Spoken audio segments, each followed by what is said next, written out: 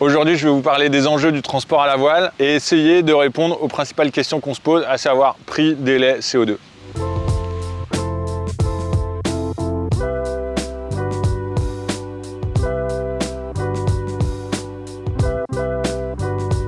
C'est un peu comme on veut.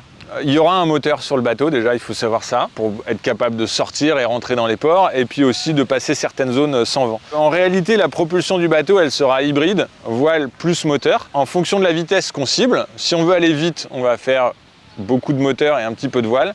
Si on est prêt à aller lentement, à ce moment-là, on va faire surtout de la voile. Et nous, pour Windcup, on opte pour une vitesse de 8 nœuds, ce qui est relativement lent, et du coup, on va faire beaucoup de propulsion à la voile.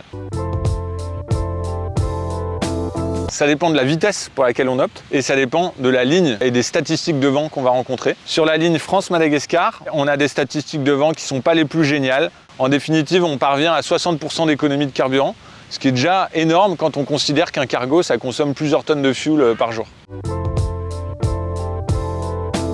La réponse c'est non. Si on compare deux bateaux identiques, l'un équipé de voile et l'autre sans voile, le service de transport maritime proposé par les deux sera au même prix.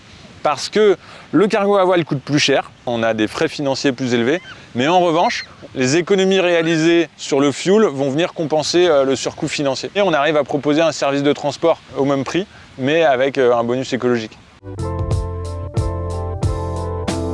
À une période où on cherche des alternatives au fuel fossile, l'énergie du vent c'est gratuit, c'est limité, il y en a partout. À l'évidence, les cargos de demain seront à nouveau équipés de voiles.